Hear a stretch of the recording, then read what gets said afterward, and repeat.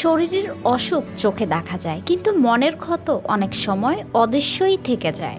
অথচ সেই অদৃশ্য ক্ষতই আজ বিশ্বের কোটি কোটি মানুষের জীবনকে নিঃশব্দে ভারাক্রান্ত করে তুলছে। নতুন এক গবেষণায় উঠে এসেছে উদ্বেগজনক তথ্য। বিশ্বজুড়ে ১২০ কোটিরও বেশি মানুষ বিভিন্ন মানসিক সমস্যায় ভুগছেন।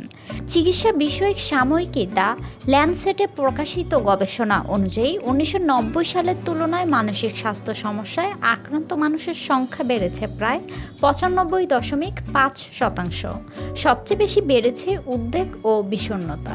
প্রতিদিনের অনিশ্চয়তা, একাকিত্ব, হতাশা এবং জীবনের নানা চাপ মানুষের মনকে ক্রমেই দুর্বল করে তুলছে।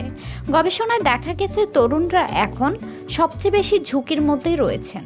১৫ থেকে ৩৯ বছর বয়সীদের মধ্যে মানসিক সমস্যার হার উদ্বেগজনকভাবে বেড়েছে। বিশ্লেষকরা বলেছে, জীবনের সবচেয়ে সম্ভাবনাময় সময়ে অনেক তরুণ নীরবে লড়াই করেছেন মানসিক সমস্যার সঙ্গে।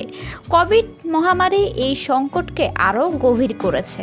মহামারীর সময় বেড়ে যাওয়া উদ্বেগ ও বিষণ্ণতার প্রভাব এখনও পুরোপুরি কাটেনি। অর্থনৈতিক অনিশ্চয়তা, যুদ্ধ, রাজনৈতিক অস্থিরতা, সামাজিক বিচ্ছিন্নতা ও পারিবারিক সহিংসতার মতো নানা কারণ মানুষের মানসিক সুস্থতাকে প্রতিনিয়ত চ্যালেঞ্জের মুখে ফেলছে। গবেষকরা সতর্ক করে বলেছেন, মানসিক সমস্যা বোঝা যত দ্রুত বাড়ছে, সেই তুলনায় বাড়ছে না মানসিক স্বাস্থ্যসেবা। তাই শুধু চিকিৎসা নয়, প্রয়োজন সচেতন সহমর্মিতা এবং এমন একটি সমাজ যেখানে মানসিক কষ্ট নিয়ে কথা বলাকে দুর্বলতা নয় বরং সাহস হিসেবে দেখা যাবে।